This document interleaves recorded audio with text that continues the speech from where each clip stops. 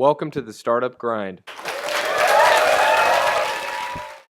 If everyone can give a giant Startup Grind welcome to Amit Kapur.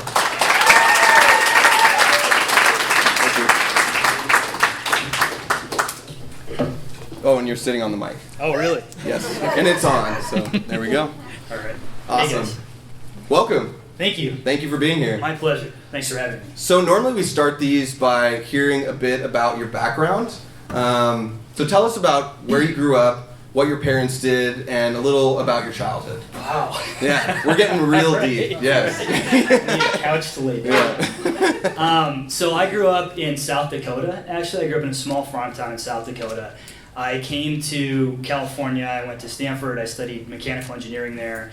My parents, they were immigrants. They came to the country with nothing. They were both doctors. That's how we ended up in South Dakota, because that's where they got jobs. So I kind of grew up there wanting to do something bigger, and there weren't a lot of opportunities in South Dakota. So I really liked the idea of California, and I really liked how much innovation and companies were started out of Stanford and the Bay Area in particular. So that's what drew me there. And so you went to Stanford for undergrad, and what did you study at Stanford? So I studied mechanical engineering there. And did you have any background in engineering prior to college? Yeah, my neighbor had a garage in his basement that he would tinker all the time. When I was a kid, I would go over there, and I loved to build things in his machine shop, basically. And so when I was at school, I had, like a lot of us, I had no idea what I really wanted to do, but I liked building things. And I knew that was a skill that would apply in anything that I did. So I also, the thing when you think about Stanford, it's the best technology school in the country. So I wanted to do something that was engineering or tech related there.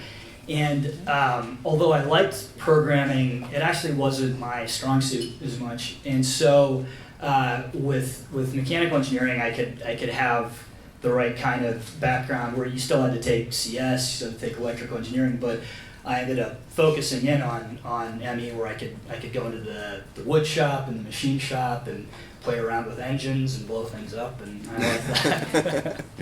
So when you were at Stanford, were you already thinking forward about what your next move was going to be when you graduated, or were you just more kind of by the seat of your pants? I'd like to say that I was more calculated, but I was definitely by the seat of my pants. I knew I had ambitions to do something bigger, but I didn't know what that would be.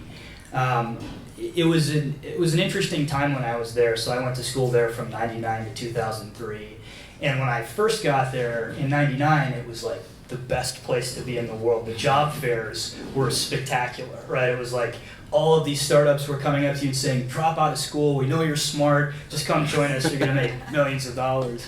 And then over the next few years, the world fell apart over there. And so when I graduated in 2003, there weren't startups really. There wasn't this kind of ecosystems community that we have today here with all of us here. So I was a little bit lost as to what I was going to do, to be honest.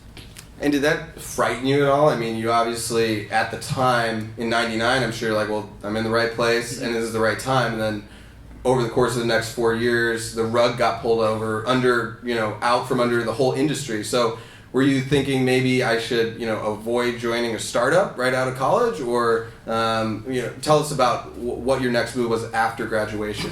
Yeah, well, first there weren't any startups hiring out of school, and so that wasn't really an option.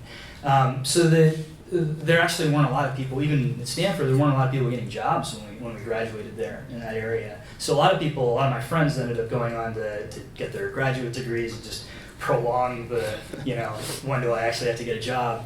I had a couple of job offers. One was with a energy company with Shell Oil, which didn't sound that fun. It was a company that's not really having such a beneficial impact on mankind, so I wasn't really was into that.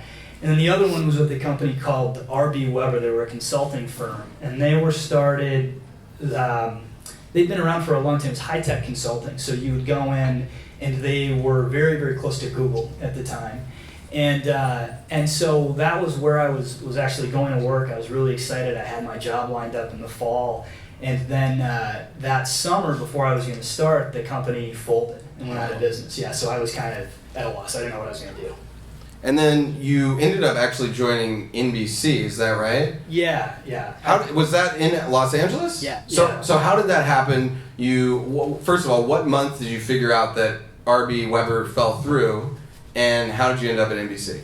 So after with school, the mechanical engineering degree, right? Okay, just making sure. So after school, a few friends and I took a trip to Peru. We each saved a couple $1,000 and we traveled as far as we could around in Peru, backpacked. My best buddy Rusty back there actually was with. And when we got back home, that was when I got I actually came up to Palo Alto, was looking for an apartment, and then I got the phone call, hey, sorry, you don't actually have a job. And so I didn't know what to do. I wasn't going to go back to South Dakota. And so Rusty and his mom lived in LA, so I went and crashed on their couch. And so that was when I was trying to look around in LA. It was totally happenstance. And I came across a job at NBC.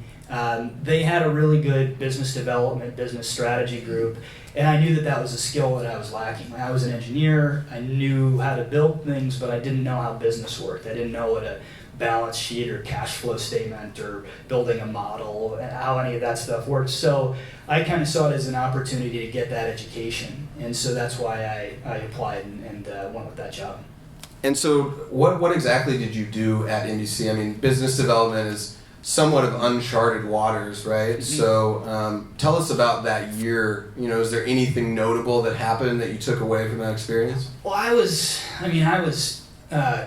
did a lot of grunt work, basically. I think I counted at one point, I had like 6 to 8 different bosses that were asking me to do different things. So I was running all sorts of spreadsheet analysis and decks and all sorts of bullshit, basically. It was just big company, big media company bullshit. But I learned a lot. I learned how those people think. I learned how to read these financial statements. I worked for some really smart people too. Like they were guys that were out of McKinsey, Bain, Stanford Business School. It was just really smart people who really knew business. And as much grunt work as I did for them, I still did pick up a lot from them. So it was kind of a gnarly year. I didn't really have a lot of fun at the job, but I know it was completely worth it because I left, kind of empowered with this new skill set. Did you also leave knowing that you didn't want to join a big corporate company? Absolutely. Yeah, that was one of the biggest takeaways was like, never again, I don't want to be part of this big corporate machine.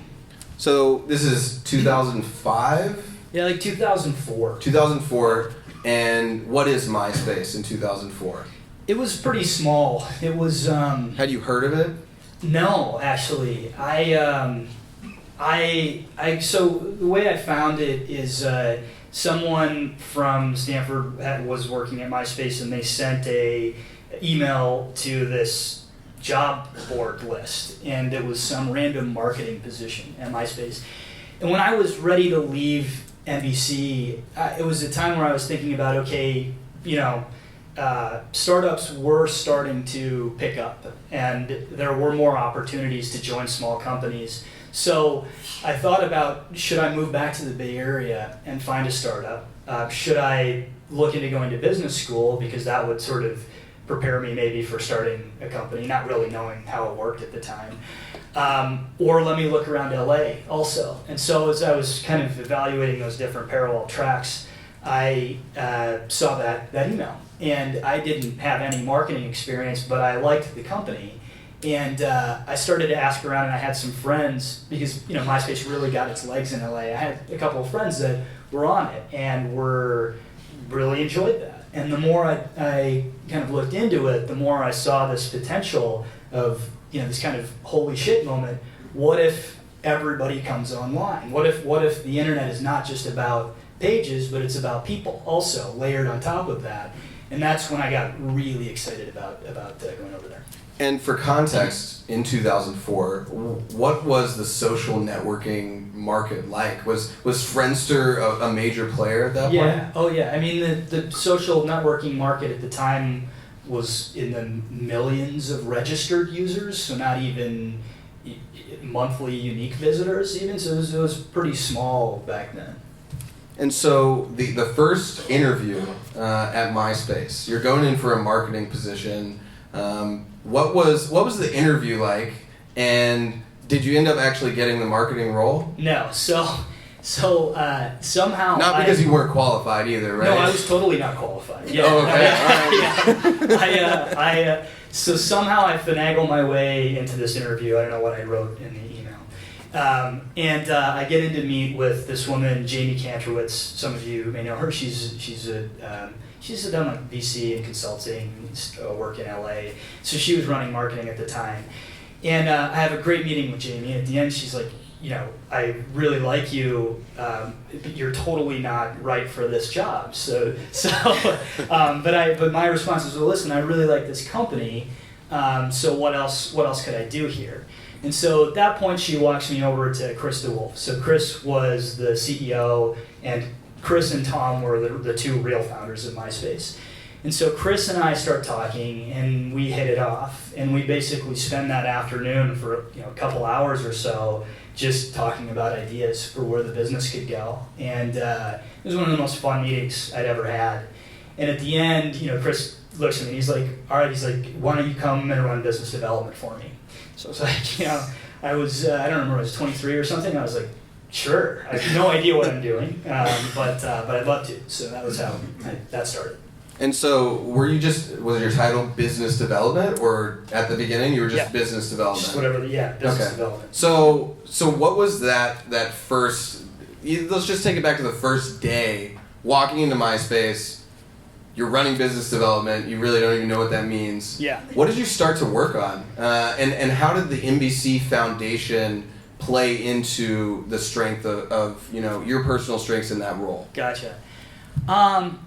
It was complete chaos, like many startups when I first started there. They didn't have anybody doing business deals or business strategy. Everybody just kind of pitched in. And so, one of the first people I spent a lot of time with is a guy back there, Steve Pearman. So Steve and I have been attached at the hip. Steve, you have to wave because everyone's looking. Thank you. Steve's one of my partners at the new venture firm that we started. But he was running product at MySpace then, and so I basically kind of had to go around and ask everybody, well, what's everybody working on here, and how can I help? And so it was kind of taking inventory of what were, what were the priorities, where did people need help, where could I kind of insert myself to help move this thing forward.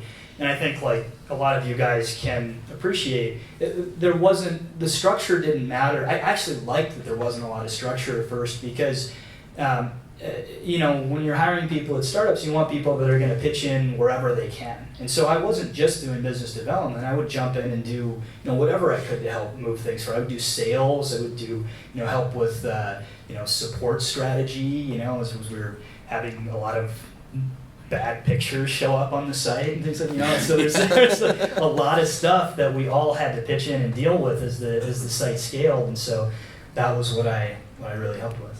And when you think of business development, oftentimes people just want to go in and make partnerships, right? They're deal hungry, but it seems like with your time there and the trajectory that you took through the company, that you took more of a methodical approach to align the business with the right strategic partners. Definitely. Can you talk to us about some of those early deals when you were still in the business development role that really mattered for MySpace? Definitely. Now that's super important, and I think one of the things that I would emphasize, with any of you guys running startups, is how important it is to focus and not spread yourself too thin. When I would take a lot of time to think about, as in general in life, like I take a fair amount of time to think about where I'm going to apply myself and my time and my energy. because there's an absurd amount of options. You know, what I'm doing now, what I was doing then, and then I think it really came down to thinking about, well, what were areas where business development deals and partnerships could really move the business forward in a way that would, you know, really help the site explode and its growth explode. And so two of the biggest areas that I ended up focusing on were music and mobile. And so this was at a time when people were just starting to use, you know, WAP sites. What percentage and what year, first of all, we'll talk mobile first. Yeah. What year did you start to work on mobile, and at that point, what percentage of users were on desktop versus mobile? I started working on mobile right away, as did Steve. I think both of us recognized this. Pre-iPhone then, right? Pre-iPhone, very much pre-iPhone. Yeah, it was really archaic. Sidekick was huge, actually. I kind of wish the Sidekick would come back. Yeah. You know, like the Flip. You know, it's the coolest phone on the market Sidekick still. and Blackberries. That was what it was all about then. So right away, and we saw this opportunity, or the fact that if we could capture people on the go, then we could keep them engaged all the time. And that was what we were trying to do, is really just maximize that engagement. We didn't want people to ever leave MySpace, so that was why mobile was so important to us then. And what was Friendster's experience like? I mean, were they... I know just from the research that I've done that Friendster's engineering team was a little bit slow. Yeah. Is that right? And how much did the competitive analysis factor into your decisions? Well, I mean, I don't know that their team was slow. The site was slow. Launching new products and making iterations was slow. Yeah, right? absolutely. That, and I think the biggest thing for why MySpace took off past Friendster is we were more stable, and their site would go down all the time. And it's interesting to talk about this now, because today operating a website or a mobile app at scale is relatively easy. You've got all these cloud systems, you got AWS you can tap into, but back then, with the kind of peak usage that we had for people accessing media or content on the site, and concurrent users that we had, so how many people were on at the same time, we would blow past, you know, server capacity, you know, that, you know, to limits beyond what anybody else was dealing with at the time. There was no playbook for that type of scale, right? Exactly, yeah. So that was one of the things that Friendster had to deal with, and we had to deal with, and Facebook had to deal with, of how do you create the right kind of infrastructure that's going to handle this. And that was one of the things that we were able to look at them and realize, wow, you know, the most important thing that we can do here as this thing's growing is keep it up. And I think, you know, now I want to talk about music, because that was a huge piece that you had your hand in. And, you know, even now, I had a music startup when I was in college, and people would ask me, like, well, we need MySpace back, you know, and really, like, what MySpace did, obviously for social networking, but also for musicians, was revolutionary. So when you started working on MySpace Music, was it already a main pillar of the site? It was, like, we had recognized pretty early on how important it was and how much activity there was around music. So when MySpace first started growing, there were a few of these dense communities that really started to jumpstart the activity. And so when you think about a social network, a couple of things that we would think about, like one is the sort of hub and spoke model for growth, where if you can attract the right people that have a large audience that they're going to bring with them, how can you grab more of those people, and who are they? And then another thing we would think a lot about was density. And so you had to attract audiences that had things in common that would, when you don't want to necessarily bring a single user on, you want to bring a large group on that has density so that they will interact with each other. And so early on, one of the first dense communities that was brought on was this Korean car enthusiast community in LA. It's completely random. Who would have guessed? Yeah.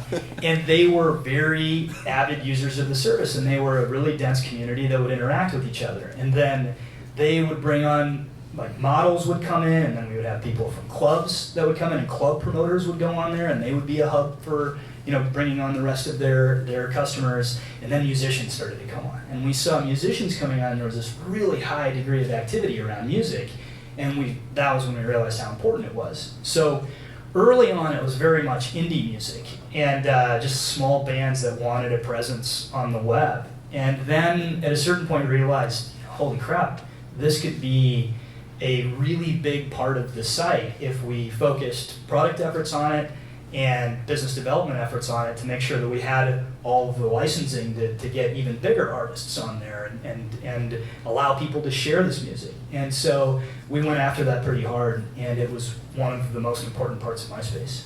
And at the time, this was kind of a scary place for the record labels to even have discussions, right? Because obviously post-Napster, but there wasn't a solution like we have Spotify today that was compensating the content creators or the copyright holders. Mm-hmm. So what was your strategy for signing up some big artists to actually use MySpace and aligning your interests with the record labels? So the record labels were an enormous pain in the ass to deal with. And they still are. Yeah. But at the time, so their view of MySpace evolved as the site grew and as we became more successful. Early on, they saw us as this smaller site that had this strong promotional value for their artists and for their music. So they were super supportive of putting their artists on there, putting sample tracks on there, helping us out, giving us exclusive access to some of their artists and content. But then there was a certain point where our success was becoming very apparent, and that was when they shifted efforts and they were like, wait a minute, this isn't promotional, this is consumption, you're eating into our CD sales, on and on and on, and they came after us, and they would try to pull their content down, or we had several lawsuits against us too. We had almost $1 billion lawsuit from one of the biggest labels. That was pretty scary at the time. But we realized that it was a really important thing for keeping users on the site, and it sort of was at the core of what made MySpace so great too. This creativity and this expression and the media that was there. So we treated it as a priority and made it work. Well, and at a certain point, I'm guessing it was almost silly to not be on MySpace and have your music on MySpace with the volume of users, right? I mean, if you search for Beyonce and she wasn't there, that would be a problem. Yeah, oh, absolutely. I think that was where we had leverage as we went to the labels, is that it was, critical that they have their artist on the site. Otherwise, it was like not having an artist on Spotify today, or not having an artist's music videos play on MTV way back in the day. So they needed us as much as we needed them. And so at that point, it was about figuring out what's the right relationship. It was it started just promotional, and then it was free streaming and you could purchase. And then it was pay per stream after a certain number of seconds, and then they wanted equity in the company, and so we had to create this joint venture structure. So it got more and more complicated, and it's not fun to deal with the labels. It sounds like Yeah. So I want to connect your timeline with what's happening inside the company with your trajectory to the COO role. So how long were you in business development, and how and why did the transition happen to make you the number 2 in the business? So I was in, I continued to run business development, even as COO. That was part of my team. I did BD, for a few months, and then we needed to start hiring out the team, and it was actually, there was a point where Chris was having to wrestle with, well, do I, this kid's doing a good job, but do I bring somebody on above him that's more seasoned? And we had a talk about it, and I said, well, let me try to hire somebody. And so that was at a moment where I started to, I hired my first employee, and then I started to build out the team. And I had to learn really quickly. It was really, I was younger than pretty much everybody I hired. But it worked, and I learned on the fly how to manage a team well, and I made a lot of mistakes along the way too, but I did a good job. I did a lot of our most important business deals. I set up, ran MySpace Music. I did the same thing with MySpace Mobile, and so there was a certain point where I think like 3 or 4 years in, I was at a place where I was thinking about, well, maybe I should go start a company and take off. And it was about that time when Chris said, well, I really want you to stay. Why don't I make you the COO? And so, I was 26. At the time, MySpace was bigger than Facebook. It was huge. How many users at that point? 100 million or so at least. I don't remember the exact. Enough to matter. Yeah, absolutely. So it was an obvious decision. Of course, I'm going to do that, and then I'll figure out what I want to do next afterwards. Before talking about the acquisition with News Corp, I think just touching on what you mentioned about hiring people and being younger than everyone, was that ever an issue for you or other people? Because most people can't deal with that, whether it's being managed by someone who is as experienced as them or vice versa. Yeah. You'd obviously proved yourself, but I have to imagine that there was some type of tension or pushback internally. Yeah, it's tough. It's I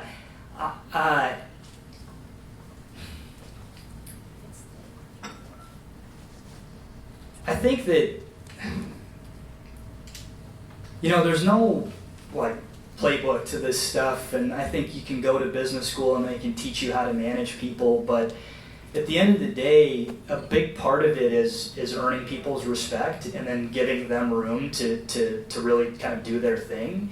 And I had to learn that pretty early on. I think, it was probably more of an issue for me where I felt, self-conscious about the fact that, here are these people that are coming out of, probably people from Harvard Business School or something, right? And I didn't do that, but at the same time I have to remember, well, I helped build this company, so they're working in this company, and I've got to sort of have this confidence that I ought to be able to manage these folks, and so it was definitely I had to learn a lot about it, and certainly there were times when I imagine some people thought, well, hey, this guy's young, but I also just kept my head down and worked, and I think I was able to prove, myself to my team and everybody else that, I was very capable of doing that job and of doing the deals or whatever they were working on, and also that I was very supportive of them. One of the things that I learned this from Chris, and I've always kept it with me, was to always try to hire people that are better than you. And so I would see how he was doing that in various roles around the company, and he didn't let it, sort of feel like he was personally challenged or something as a result of it. He realized that it was going to make him better and his company better. So whenever I started hiring, when I started hiring people and sort of saw that pattern of what he was doing, I've always tried to follow that, and that's always worked out extraordinarily well for me. So whenever you think about hiring somebody on your teams, hire somebody that's going to be much better at you than that job. And they're going to make you look good. They're going to make your company work better. It seems like Chris may have been a mentor to you as well. Obviously, trusting you with that role. What was your relationship like, over time, and how did that help you maintain that confidence that you could, fulfill the needs for COO? Yeah, he was definitely a mentor to me. He early on, I think the biggest thing for why I'm so grateful to him is he took a chance on me that a lot of people wouldn't have, and I'll always appreciate that. And our relationship early on, it was,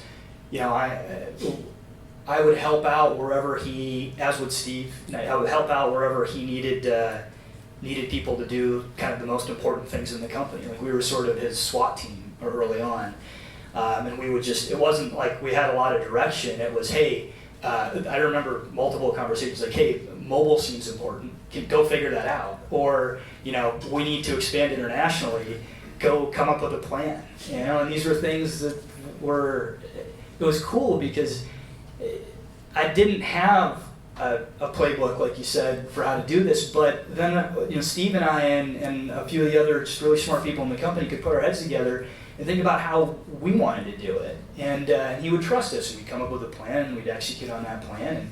And as long as it worked, everything was fine. And so our relationship kept growing, where he would trust me and his closest team with more and more things.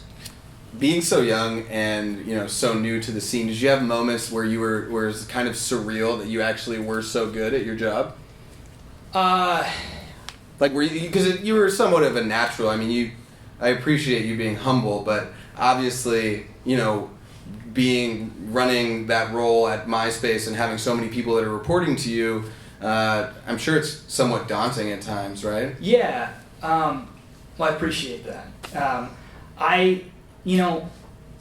And this has changed as I've started my own company from scratch and sold it now, and I'm investing. But I think one of the things that was always tough for me, just to be honest with you guys, like I always felt, am I really good enough for this role? Like, am I an imposter? Like if I just faked it to get here? And it was always like, kind of gnawing at me, and I always felt this need to prove myself, and so it kept pushing me to do better and do better.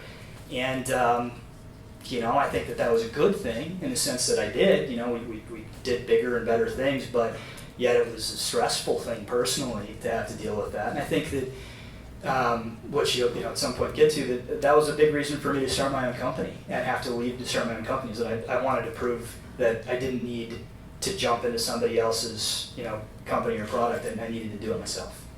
Well, I think that the narrative of your career is really interesting because, initially you're in an operating role at, a household name software business and social network, and then you start your own company successfully, exit to AOL, which we'll talk about in a second, and now you're an investor. Mm-hmm. So I don't know what you're going to do next, but I'm interested to find out. So, me too. So I'm sure you're already thinking about what possibly could come next. I don't even know if there's like an obvious fourth role. Surfing. I know you enjoy surfing, right? Yeah, I do. Okay. Yeah, I really don't know. I mean, I'm enjoying the investing part right now. So let's before we go to Gravity, I want to talk about the News Corp acquisition. News Corp bought MySpace for $580 million. What was that process like? How did you find out that this was a possibility, and then walk us through how the company changed after it was acquired? So it all happened really, really quickly. I think it sort of caught a lot of us off guard. The way that MySpace was structured is there was a parent company called Intermix that owned a majority percentage of MySpace as a company, so they had the right and the option to sell it, and so they exercised that option. They kind of moved quickly on it, and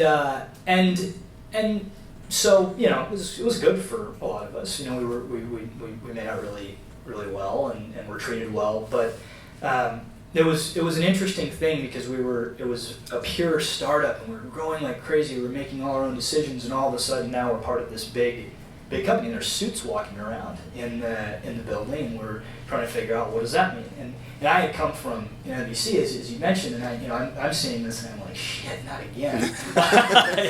And now they're in your office, right? Like, yeah. So it started off nice and friendly, and they were trying to. They didn't understand how MySpace worked. They didn't understand how social networking worked. But yeah, I still don't. But it was the shiny new object within the company, so everybody wanted to be a part of it. So everybody was trying to get their hands on it and play a role in it. And we were just trying to grow the company and continue with these strategies that we had around music and mobile and international growth. And at the same time, we had a little competition coming up from Facebook, which was private, and they didn't have to deal with that. And they were really smart, and they were. And what year was this? This was about 2000, late 2005, 2000, around then. Okay. Yeah. And so Facebook, you still had to have a .edu email. Yeah. It was Yeah. very exclusive, right? Yep. But you had heard about them. We'd heard about it. We saw how it goes back to that density thing, right, with social networks, where they achieved density by going after individual colleges, and anytime they penetrated a college, it would just dominate in that environment. We realized how powerful that could be. So we weren't really worried about it at the time, but you keep an eye out for it. Some college kid in flip-flops, right? Yeah. Like, big deal. Yeah. But that eventually the News Corp thing started to take its toll. It was harder to move things quickly. It was harder to make decisions. You would have to create a budget or a deck to justify developing a new product. You would have to, for example, if you wanted to launch a new photo product, you have to have a deck, get an ROI and everything. So it was like a bureaucracy overnight. Yeah, totally. Whereas before, we would just launch it because we knew it was the right thing to do. I remember one of the moments that really triggered for me, I got to get out of here, was when we'd done an analysis. Steve and I had worked on this for looking at streamlining the site. I don't know if you guys remember how many page views and impressions there were on the site. If you wanted to send an email, it was like, or send a mail to somebody, it was like 10 to 15 steps, and it ended with a giant ad.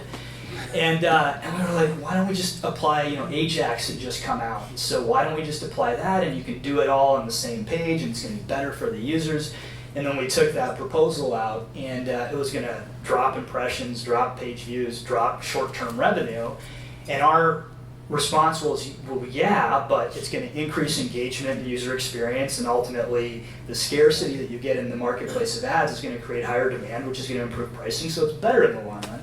And they said no. No one's looking at the long run of News Corp, No, they were right? like, yeah. we're worried about next quarter's earnings. So that was kind of, that sort of thinking that really clashed with our ability to innovate. And so you're already thinking about your next move, right? Yeah. And at this point, you wanted to prove to yourself that you could start your own business. So how did Gravity come about? Who was your team, and what was that move like?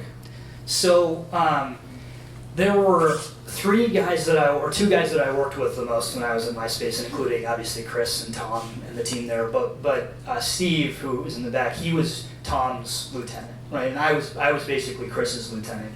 And then our other partner Jim was Aber, who was the CTO's lieutenant. So we were kind of the guys behind the scenes moving the company forward. And we knew that we had a really special relationship, and we balanced each other really well. So it was going to be, it was a really nice team to be able to start a company together. And so the idea behind Gravity came around when we started to realize how powerful and valuable Facebook's social graph was. So if you think about, in addition to just all the attention that you spend on Facebook, what makes it so valuable, that underlying data that they have that says how you're connected, how you're bound to other people in your network and how tightly bound you are, so that when a piece of content or something gets shared, how should you surface that to the user? It basically created this new layer of relevance on top of the internet. And if you think about relevance before for a piece of content had been ascribed via PageRank, which was how do these pages relate to each other. Now you've got a social graph which says, well, if somebody's reading something or viewing something, I might be, this person might be interested because they're connected. But we thought that there was an even better method on top of that, which was if you could understand the individual and what their interests were at a very granular level, you could take any website or the entire internet itself and cater it just to that person based on their interests. And so we had this idea of an interest graph that was, we thought could be even more valuable or more powerful than a social graph. And so at first, was it a consumer-facing platform? So it was going to be like its own social network, right? Yeah. So it was actually, we kind of thought of it more as like an interest network. Okay. So where you go to Facebook to connect with people that you were interested, that you knew, you would go to. We started a product on Gravity where you'd go to connect with interests that you had and have conversations or ask questions about those interests. So sort of a modern take on forums, or like Quora for conversations. Yeah, Quora, but without the questions for conversations. Yeah. And so, why did you make the pivot? Well, the goal was to build that interest graph, And the thought was, well, if we can create a massive network where everybody's on there talking about the things they're interested in, startups, photos, their local community, whatever it is, then that would be how we would source that data. But it proved to be hard. It was really difficult. It's very difficult to build any kind of community and network. And one of the things that we saw early on was, well, there might be a way to leapfrog needing to build that whole consumer experience, where if we could actually track the content people are interacting with on regular websites, then we could derive that graph just from that. So a lot more data, right? And a lot more data too, yeah. So we built this underlying technology that would analyze any piece of content, an article you're reading, a video that you're watching. There's a lot of really sophisticated natural language processing, machine learning that went into it, where we would then, based on all the content you're interacting with, build a graph of you and what your interests were. And then the next time you would go back to a site in our network, we would redesign the homepage for you or make better recommendations to you. So, quite frankly, we've all probably used Gravity without knowing about it, right? Probably. Which is really interesting because so many businesses, I mean, they're frictionless, right? You talk about, you look at Google or even Facebook trying to move more in this direction.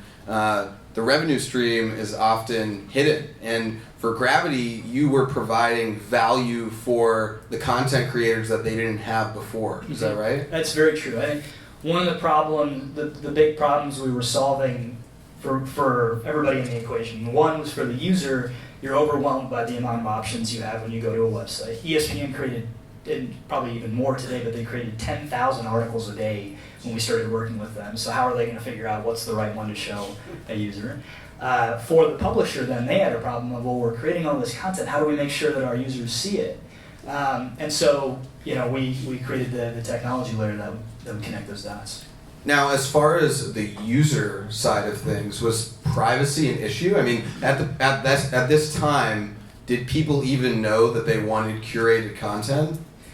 They didn't know, probably. I think that we would obviously measure performance based on how their engagement would improve, how much content were they interacting with. And so that, to us, was a measure of user satisfaction. And so whenever we would plug in, we would see that go up 2-3 times at least on the site. So we knew that it was good for the user, but from a privacy standpoint, that's something that we definitely had to wrestle with, was how do we expose what we're doing? How do we give users control? And so, that's still something being sorted out today. Facebook, Google, Twitter, everybody. Twitter tracks you across any site that has their plugin on it. People don't really think about that, but and they don't know what it means, right? Yeah, exactly. Yeah. So, as a founder, you have a different role than you've ever had before. First-time founder. What was that experience like in comparison to what you had done previously? Was it more challenging than you had thought? Oh, yeah. Well, it was, the big difference was, it reminded me a lot of the early days when I joined MySpace, when there was no structure, there was no playbook, but this was a little more blank slate even. And so, at least when I got to MySpace early on, I was an employee. There was a paycheck coming in, there was funding, everything. But when I started, as many of you have, you're not, and you have to figure out all this very basic stuff from the ground up. And even then, it was so we started Gravity in 2008, 2009, and it was a really shitty time to start a company or raise money. It was right after the economy collapsed. And so there wasn't a lot of the existing kind of infrastructure that everybody has today to just plug in and start your company. So we had to do things a little bit more old school, like finding an accountant, and calling an insurance representative guy, and doing all that stuff. So, but it was fun. How important are the people that you surround yourself with when you start a business? That's everything. It's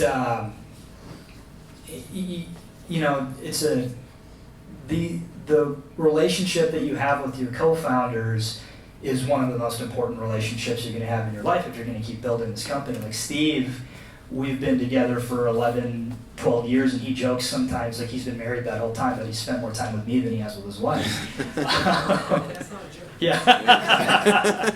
So you have to have somebody there, because you're also going to go through these crazy ups and downs, and sometimes, somebody was telling me this, that it's like you're on a roller coaster and you're going through these ups and downs, and one day you'll be flying high, and the next day you'll have this incredible low, but nothing's changed. It's just this psychological roller coaster. So you need to have people around you that are going to be your support group. Were you personally able to handle the ups and downs well? Like, would you get too excited for the highs and too depressed in the lows, or have you always been pretty even keeled? I have always been very calm on the outside, but intense and crazy on the inside. So I would kind of have a bit of a shock absorption skill, I think. That's been good for me. But it's your baby too, so you take it personally. And if things aren't going well, or if a partner turns you off, or you've got some legal issues or whatever, it hurts. Well, and I'm sure at this point, because you explained before, you have the pressure in the back of your mind saying this is your company, right? Like, your name is tied to this one. So if you lose, then everyone's going to know about it. Yeah, and that was it's definitely a thought. Yeah, it was I had something to prove to myself and the world, and it was also it was a little hard at first too, because I was coming off this really high profile position where MySpace again was at its peak. It was the biggest social network. It was an awesome company to be a part of, and here we are just saying bye. We're going to go try something new. And then you pretty quickly become, people don't take your calls as much, and so you got to start from ground zero. And at the time, I could have joined a big company in a big role, one of the companies that's public now. It's a big social company, whatever it is. But I didn't want to do that because I had to do this. I had to prove it. What's behind the name Gravity?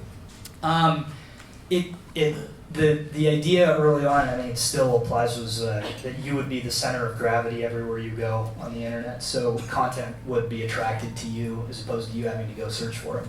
Not a bad domain name, I think. Yeah. Yeah.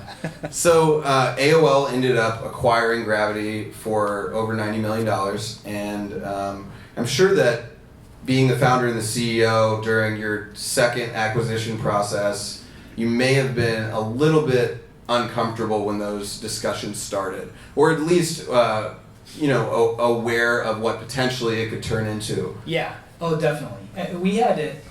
So at the time, we were working with several really big publishers, and a couple of them had interest in acquiring us because they saw the value that we were able to give them.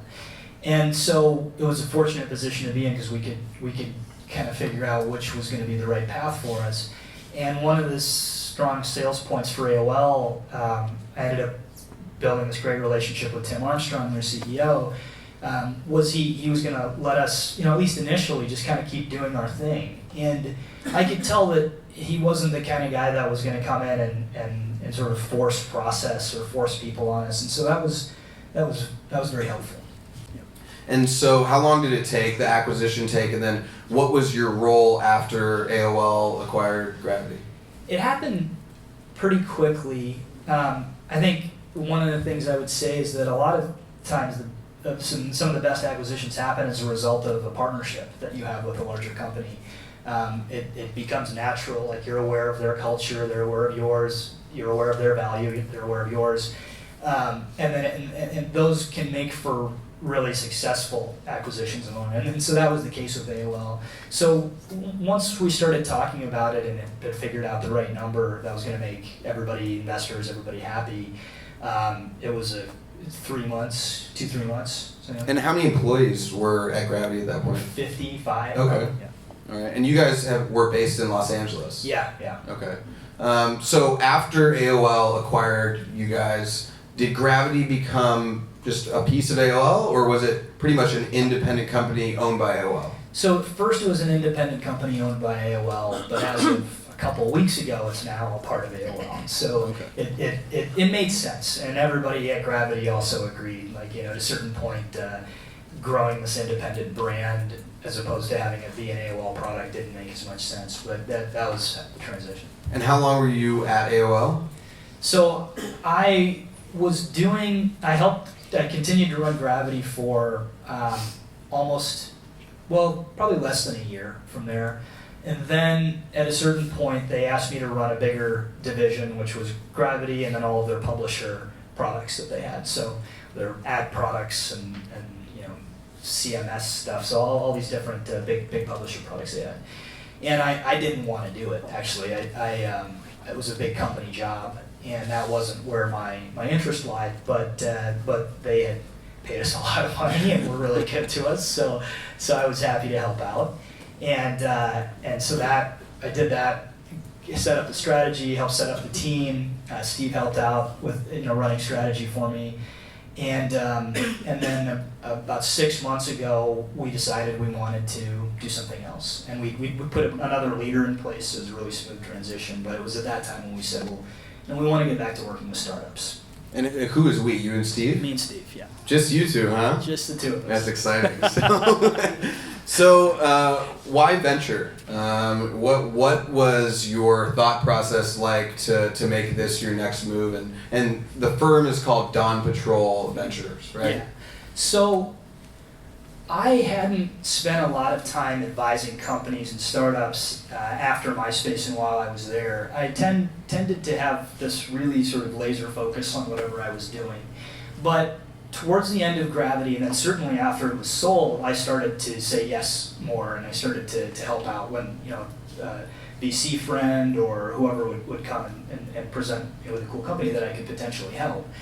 And Steve would come along to those meetings with me, and we started to realize how much fun we were having, just advising companies. And even if we didn't get equity in them, we were just having fun helping them out. We also realized how much we knew that we took for granted. And I sort of, at a certain point, assumed, well, everybody knows how to do this, or like all these little tricks that you learn. And so it dawned on us that we could turn this into our next kind of career, or at least, it could be a next step that could be in parallel with something else, because it's not, if we can invest and have a firm on the side if we want to start something, whatever it is. But so we decided to get into seed stage investing. And so we were going to do it on our own, but I had this great relationship with AOL, and they had previously funded other VCs. So they did, Michael Arrington sold TechCrunch to them, and then they funded Crunch Fund, which is his big venture fund right now. And they had another fund there that's active called BBG Ventures, which is built by Girls Ventures. So it's only focused on companies that have at least one female founder, and we liked that format. And they said, well, hey, we would love to back you guys, and so it seemed like a really nice transition. So we were able to start our fund. It was our separate fund that we run. They're our big backer, and we have this nice tie-in back with them that if it is of any benefit to the startups that we back, to be connected to AOL and now to Verizon, because Verizon owns AOL, we've got great relationships there. So you can plug, it's like an added value to the companies that potentially want to work with you guys, right? Exactly, if they want it. Yeah. Not beholden to, but if they want it, we can help with that. And so what markets are you playing in? So the way that we look at what we're investing in is we'll kind of look at it through a few different lenses. So one is, topically, we look at media technology companies. So these are companies that are doing something with content or advertising or data, communications. And so that's kind of, if you think about AOL or Verizon's business, it fits very well strategically long term. Or if you think about what Steve and I have done with MySpace and Gravity, it fits well with what we know. So that's kind of the topical areas that we're looking at. In terms of the beyond that, we're doing seed investments, so we'll typically do anywhere from 50 to 250K check size in the companies that we back. We don't, geography is not important. We've been live for about 3-4 months now, and we've done 5 investments. 3 are in the Bay Area, 1 in LA, 1 in Seattle. And one of the ways to think about what we look for is we're looking for things that are going to be really disruptive in media technology also. And that's why we have, when you go on our site, like you'll see a guy who's got a big wave behind him that's about to get crushed because, that's what happens in industries is that these new waves come around and they crush everybody that's not prepared for them. And so we're looking at things like virtual reality. Right now we've done 3 different VR companies. We've got one Internet of Things company, which is a little bit more of a data play than it is a hardware play. And then we just backed a mobile app last week as well. It's actually our first social product that we've backed since MySpace. I feel like that team probably thinks they have some added value now, right? They've already been asking us a bunch of product questions and marketing questions, so it's pretty fun. So can you talk about specifically some of the investments that you've made? Sure, I'll give a couple examples. So one of the VR companies we backed is a company called Janus VR, and it's a really smart professor in CS out of the University of Toronto and one of his PhD students. And what they do is, when you think about all these VR rigs that are coming out and about to hit the market, they're all tethered to a walled garden software experience or content experience. So it's like, you put them on and you're inside the Oculus environment or the Samsung environment that's a controlled menu. The internet worked like that back in the day, right? When you would dial up into AOL or you would go in through Prodigy, whatever it was. And so one of our hypotheses is that eventually things will open up the same way that they did on the internet, where instead of being restricted to that environment, people will be able to build VR experiences in a much more open fashion, and you'll be able to traverse that environment much like a browser does today. So to get there, you need to have an underlying software stack that allows you to do it, and then you need to have a browser. And so that's what this company, Janus VR, has built, and they've got awesome developer traction. And so if that hits, it's like the Netscape of VR, basically. So that's one of the companies that we backed. Another example, I'll give not VR then, is this company called Density out of San Francisco. So we co-invested with Upfront Ventures in LA, so we're very close with them. Mark Schuster, their lead partner, was on our board at Gravity. And what they do, so they've got a very simple device that's a people tracker. And you can put it in any environment, and it will track inflow and outflow of people, which seems very rudimentary, but with today's, the pre-existing technology, is a really heavy implementation you would have to have that would involve like video cameras, or they would do MAC address tracking, and so they do IP sniffing off of Wi-Fi routers. So if you walk into a room, it would tell that your phone's trying to connect, and they would say this person's coming in here. But those they're heavy. The Wi-Fi one has terrible accuracy. They're also invasive privacy-wise. So this is a really simple infrared tracker for measuring that traffic flow. But the thing that we liked about it was, so we thought a lot about the Internet of Things. It's this very abstract concept, and we would try to figure out what's so cool with that. And what we thought is cool about the Internet of Things is that you're instrumenting physical environments with sensors, right? So you're going to have all this data around how a real physical environment is working, and you can start to treat that environment like software because of it, because that's what our background is. So with this company, Density, if you start to think about tracking audiences and traffic, they're actually software guys. The hardware itself is secondary to them. They're then building an analytics and API layer. The hardware is just enabling the software. Exactly, yeah. So longer run, this could be like Google Analytics or Omniture for the real world. And so there's so many applications of that, like optimizing an office environment here, or you're a restaurant, and all of a sudden you're under capacity. In real time, you can start to buy Yelp ads or Google ads to drive traffic to your retail property. And are they already live? They're pretty early. You can go to their site and order the product, but they've got just a handful of pilot partners right now. Okay. So we talked about the markets. What are you looking for specifically in founders and in companies? I mean, do you have a specific criteria in regards to people, product, market, or is it more intuitive than that? I'd like to say we do, but it's a bit more intuitive than that. I think some of the things that characteristics-wise that are important to us.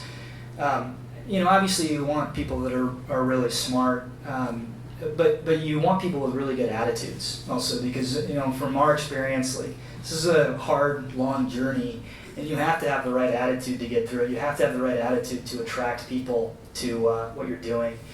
I think one of the things we'll also look for is, I once heard somebody describe it as missionaries versus mercenaries. And with mercenaries, you've got people that are out there to just make money, and they'll do whatever it takes to make money and cut corners, whatever it is. With missionaries, those are people that have this dream that they want to fulfill, and they're in it for something that's bigger than themselves. And when you meet founders like that, like it's a really attractive quality. Like you think about some of the greatest people like Jeff Bezos or Mark Zuckerberg or Elon Musk, like those guys are missionaries. So that's always a very attractive quality. So do something you're passionate about, do something important, not just try to build a startup because that's what people do.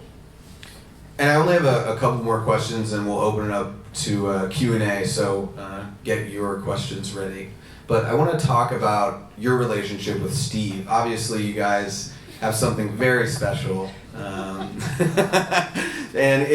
you wouldn't have worked this long if there really wasn't chemistry, but talking about, Dawn Patrol, how do you think, and maybe this is an opportunity for you to say some nice things about it, but how do you think that that your skill sets complement each other, and why do you think that you guys, really work so well on the same team? Well, Steve's one of the smartest people I've ever encountered, and I knew that very early on. And we have, one of the things I think that's really nice about the relationship that we have is that, like a good marriage probably, like you go through some tough times, and sometimes you're in a bad mood and you're an asshole or whatever, but like the other person can put up with that and sort of deal with you and help you out of that, or help you work through problems.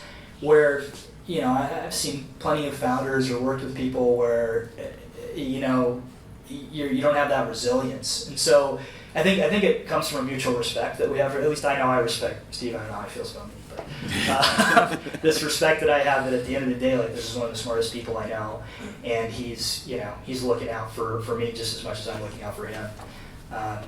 So I think, and also, Steve is a very creative, product-minded person, and I have some product, ideas and some skills in that, but I'm a little bit more kind of business and strategy, and so it balances really well. Yeah, and so I'm guessing that when founders come and pitch you to, there's certain elements of the business and the conversation to review the pitch after that.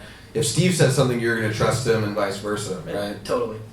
So, my last few questions, I want to touch on Los Angeles, because I think, obviously in your career and your life, moving from South Dakota to LA, LA is a big part of, what you're doing now and what you've done in the past. So, why Los Angeles, and where do you think, based on your experience in the last 10 years, where do you think the ecosystem is now versus 10 years ago, and where do you think we're going to be in 10 years? Well, I'm here, to be honest, again, sort of kind of came here by chance. But I ended up falling in love with the place. I love, living at the beach and surfing. And I've been able to build a couple of companies here, so I don't see, I haven't experienced a big disadvantage of being here. In fact, there's some nice things about it, where the people that you have are very focused and very dedicated to what your teams are to that company, as opposed to having a lot of options. So I think it's a great place to build a company. I think that startups and technology are transforming every city and every industry. The same, with LA, a lot of it is around media and entertainment, but there's also great fashion and retail, and we built a data company here too. So you can do a lot of things as long as you can find the right talent. In New York, it's it's finance and so on. So I think that today you can start a company anywhere. It really comes down to where do you want to live? Where are there people that that you can work with? Is it the right town or environment for the kind of company that you're trying to create? And if those boxes check off, then it's a great place. So my last question is just for everyone in the audience. I think it's going to be relative. You've experienced a lot in your career. I mean, I'm sure we've all had moments where we've been sleeping on Rusty's mom's couch. I know I have. Not all of us have had moments of $580 million acquisitions and becoming a VC, but you have experienced a little bit of everything. So what piece of advice would you give to people that are starting their first company or are early stage founders to be successful and to progress down the right path? There's a lot of things I would say, but a couple that just pop in my mind. I think the first one is to be doing something that's really personally meaningful to you. Because if you're just doing it for the sake of starting a company, it's going to be hard to stay in it in the long run. And I think the second one I would say that sort of flows off of that one is that I've always found that running a company and building a company, a lot of people talk about how life's a marathon, not a sprint, but I think it's actually more like a soccer game. And in soccer, you're always moving. There are some moments where you're moving slowly and some moments that you have to attack. But you've got to pace yourself and you've got to be ready for when the timing is right and when opportunities present themselves, or when you just need to kick back and kind of gather your defenses and breathe. So just realize that it's a long haul and don't forget to have fun and that's probably the thing I would focus on. Let's give a big round of applause for that.